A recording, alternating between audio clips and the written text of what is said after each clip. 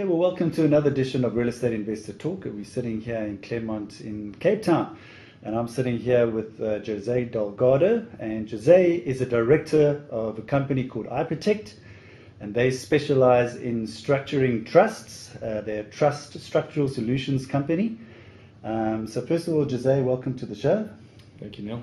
Jose, I think, for a lot of property investors out there, trusts is probably something which they're not quite sort of aware of. But before we get and start demystifying that, tell us a little bit about iProtect, what you do, and a little bit about the business.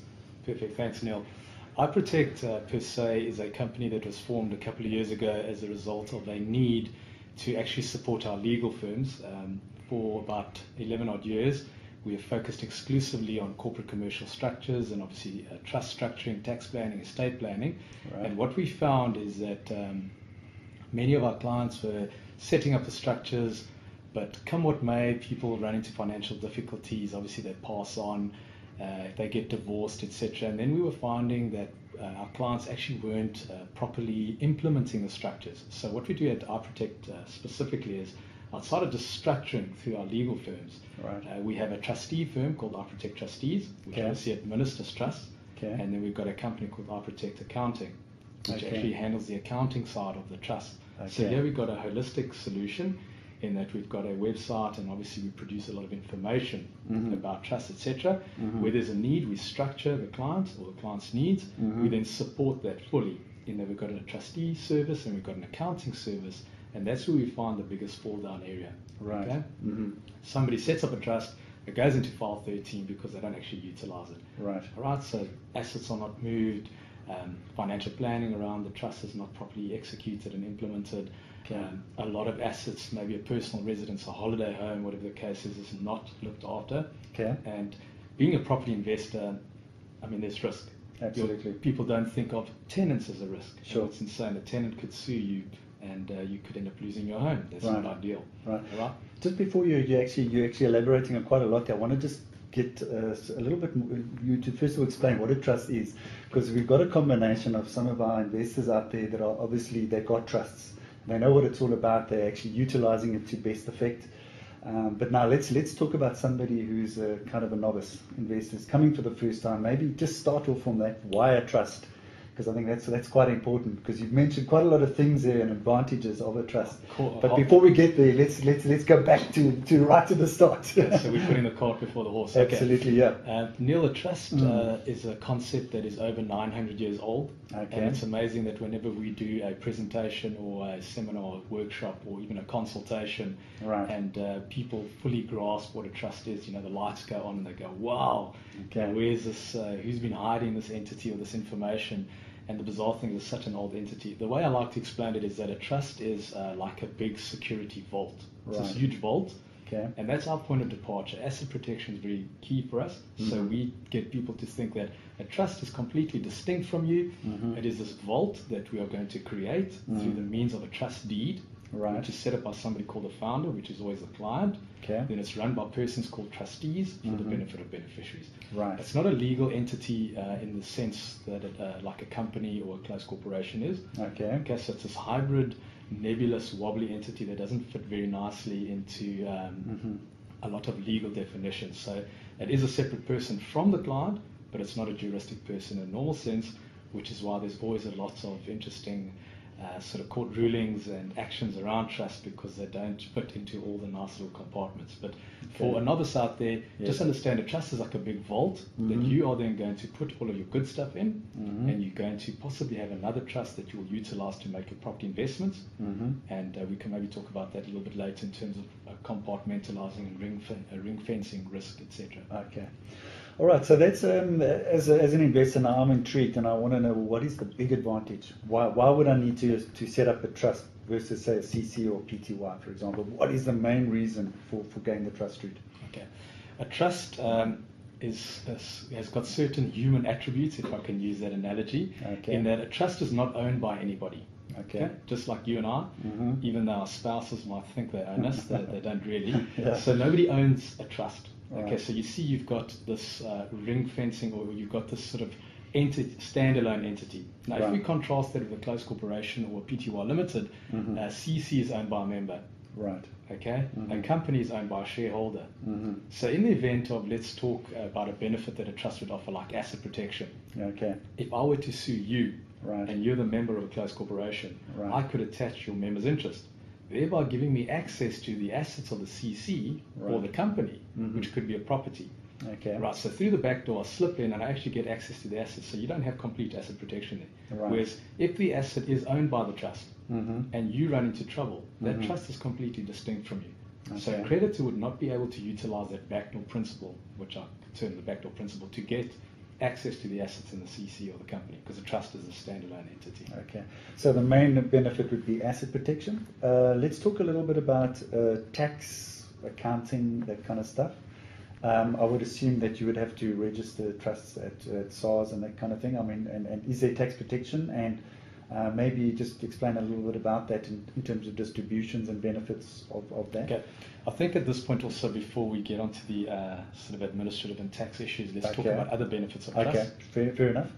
Outside of the asset protection, which is very important for us, it's about estate planning. Okay. Right? So on the event of your death, if you do not have a structure in place, you're going to be heavily penalized. Right. Okay, you are going to pay a capital gains tax on 10% of the market value of the property, if you're an investor, or the assets. Yeah. Okay, irrespective of what outstanding amounts might sort of still be on the property. So, a quick example: you buy a property for $1 million. At the time of your death, the property is worth $4 million. There's a gain there of $3 million. Even if you have a mortgage of $3.5 million, it's irrelevant. You're going to pay the CGT on that growth. Right. All right. Right. If you had that property in a trust, you wouldn't pay any CGT. Right. All right. Okay. Also, Great benefit. You've got an executor's fee of 3.5% plus VAT, okay, which could amount to as much as 3.99%, almost 4% of the gross value of the property. Again, quickly demonstrate that by way of example. Property is worth $4 million at the time of your death. Okay, your executor gets 3.5% plus VAT if they're a vendor of the $4 million. Okay, now look at this. You might have a mortgage of $3.5 million, so your equity in the property is only $500,000, but the executor is still going to get 3.99% of the $4 million. So it's a small percentage, but a huge actual value amount, rand cent value. Then, of course, there's other scenarios like or estate duty we also need to discuss. 20% of any assets in excess of 3.5 million rand net will be attracted to 20% estate duty. Right. And we know that if you're going to be a pretty ambitious investor, that your estate is going to definitely exceed 3.5 million. Absolutely. So having all your assets in trust, you're going to ensure no capital gains taxes, no executives fees, no estate duty. Well, it sounds like a little bit of a no-brainer to me, because I mean, essentially, I mean, people have access to your assets if it's in your own name. Correct. They also executors fees, tax. What about bank accounts? I mean, I suppose they get full access. Those get frozen. No. Estate freezing is another benefit of a trust in your personal capacity. No, I was referring in personal capacity Absolutely. versus the trust. Yeah. What we do is we call that having no access to your wallet. Okay. Right. And we like people to conduct a little experiment personally. I mean, have you ever left your wallet at home? Oh, yeah. Hell of an interesting day, eh? Yeah. You rush out and you go stop at the garage to get yourself a quick drink or a little something to eat, and you get to the counter and you might have already gobbled half of your salami, and you can't find your wallet. Now imagine not having access to funds or cash for 6 months, a year. Okay, the average very small estate is about a year to wind up. As an investor, it's going to be a lot more complicated because you've got properties. Okay, that could drag this thing out for 2-3 years. Do you want to do that to your family, your spouse, your dependents, maybe even granny, etc.? By having the assets in a trust, Right. you ensure that there's immediate access to the assets, because the trust, as I mentioned earlier, is completely distinct from you, which means that whoever your dependents, beneficiaries have got immediate access to the cash. Right. And Now that's a great benefit. It's huge. Okay, any other benefits before we Definitely. get to the administrative side and to Okay, the let's talk tax side? about continuity. All right, we always sort of really laugh about this. I mean, if my grandfather had gone out and bought 50 properties, I probably wouldn't be sitting here talking to you. Sure. I'd be on my yacht sipping pina coladas. But the reality is, if you don't have a proper structure in place, what happens to most people is because there's a huge CGT, estate duty, capital gains, executives fees, coupled with the potential that there could be mortgages on properties. And as a property investor, we all know that You use gearing quite extensively, possibly. Sure. I mean, some people are more conservative, some people are more aggressive. But the reality is, on the event of your death, your estate cannot have any debt. So your executor needs to wipe out any mortgages, which results in most portfolios coming to naught. Sure. So after 20, 30, 40, 50-year period, you've accumulated a huge portfolio which comes to naught because your beneficiaries can't take over your mortgages. Yeah. Whereas if it's structured in a trust, the trust doesn't die. And again, the event of your death will not have an impact on the trust. So for so long as the trust can service the debt, that portfolio remains intact. Very, very good. Another quick example would be a commercial property. There we're talking about big numbers. Sure. And the property could be owned in an individual's name, and let's assume it's a 100 million rand building, bringing in 500,000 rand revenue streams, for instance. Okay. If your family cannot take over the mortgage on that property, you've actually sold them out of a income-producing asset, because on the event of your death, they can't come up with a big mortgage, maybe they don't qualify. Right. Now contrast that with the scenario. If we acquire the commercial property into a trust, or alternatively, it's into a company owned by trust. Okay. We've got, depending on the circumstances, we'll talk about what structure is relevant. But in that case, the property is not held in the individual's name. Right. So the death of the individual will have no bearing on the productivity and the income streams that can be generated for the family and for the future, sort of in perpetuity, if necessary. No, absolutely. Okay, to say, I know there's not a lot of time that we've got. Just expand a little bit more on the tax side and administrative side, because I think that's quite important, critical, and obviously. And typical, I mean, you know, I would be asking, if I'm a novice, how much is it going to cost me, that kind of stuff. Maybe you don't have to say exactly, maybe you can give some estimates in terms of how to run a trust. How to work. Okay. Yeah. From a tax perspective, we would advise each and every single investor to absolutely get good advice on the tax status of their investments, because there could be a serious downside if you're not using the correct vehicles. Sure. There is a section in our Income Tax Act which ring fences losses. Right. Now, as any astute investor will know, even for the novice, you are going to be carrying substantial losses on your property investments for a number of years. You might hit break even 7-year, 8th year. If you're using aggressive refinancing or gearing methodologies, it could be even longer. Sure. So if the property is owned in your personal capacity, you could find that the losses that have been accumulating could be disallowed against future income earned. So that only applies to individuals in their personal capacity. Right. If you were to acquire your investment properties into a trust, you've got no problem. That section won't affect you. Okay. All right. Also, the trust has got the following benefits from a tax perspective. In the event that a distribution is ever made from a trust, it doesn't attract donations tax. A lot of people don't know that. Right. All right. So let's assume you need to look after your gran, or you want to send mom on a nice worldwide cruise and it costs 500,000. If you were to do that out of liberality or generosity out of your heart, it's going to cost you a 20% donations tax. Sure. However, if mom is a beneficiary of the trust, the trust can pick up her worldwide cruise bill and not pick up the donations tax.